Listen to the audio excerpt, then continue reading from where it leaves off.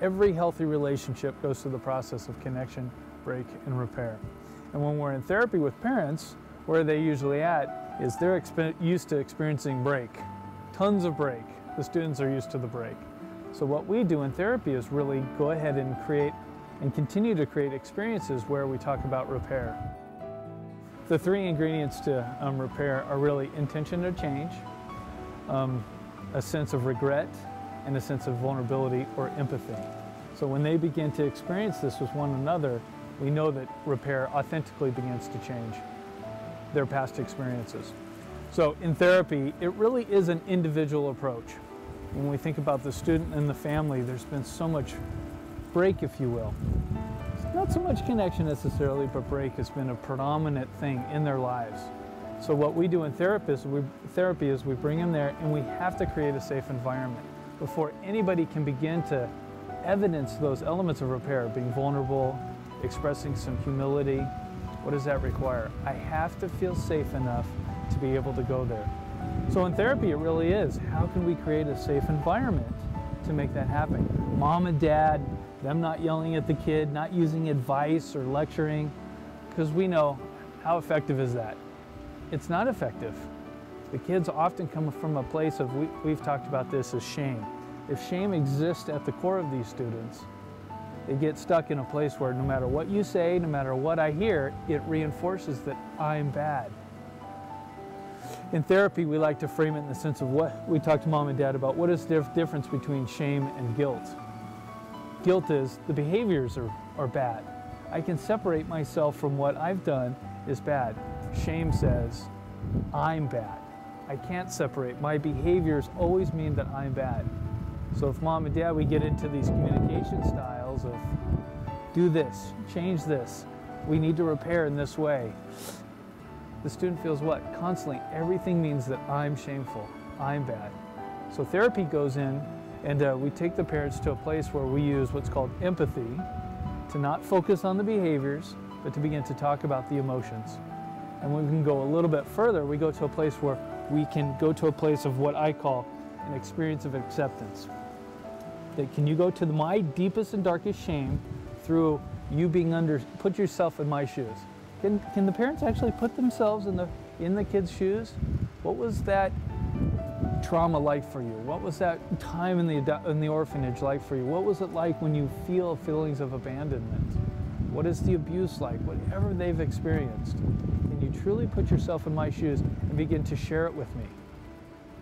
Because most of the times the students have done this wonderful push and pull. We call it the push and the pull.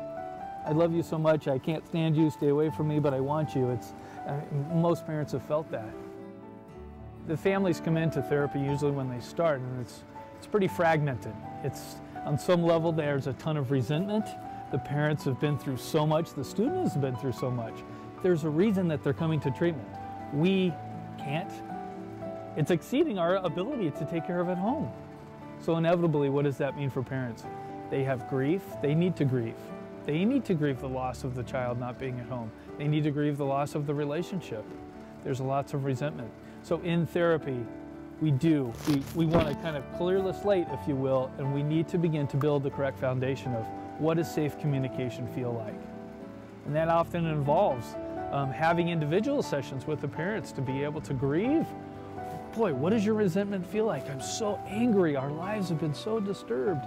And at the same time, I feel hopeless, I feel helpless, whatever those feelings are. Can I use empathy as the therapist to create safe communication with the parents? So part of that process is I'm allowing our relationship to feel safe. And then we can begin at the same time integrate the student into the dynamic where we learn how to safely communicate. We don't want to use disparaging words against each other. There are limits and there's boundaries. Everybody wants to feel safe, and how we create that safety is by having certainly firm boundaries. And once we establish those boundaries, safe communication can take place. And I go through this, we use this chart, we talk about moving past behaviors, not getting stuck focused on behaviors. What do most families do? Most families exist kind of in an emergency state. We call it triage, that we're just trying to put out the little fires and manage ourselves day to day and constantly don't do this and don't do this. And always focused on managing behaviors. We don't want to get stuck in there because there's no healing in that. We talked about connection and break and repair, but we have to have the ability for them to reciprocate. And it feels pretty good when mom and dad get something back. We know treatment, and I've seen it many times. Having been here since the beginning, it's really been amazing to see. Treatment on average takes about 1.5 years. But over the course of that period of time, there's tremendous reward. We do individualize the treatment. It is about relationship. I know Ken spoke very well about when we begin to define what creates change and what creates meaning, it always comes back to some key elements, and that is joy. We really want the kids to experience joy. Parents want to experience joy. If that's our ultimate goal, how do we actually get there?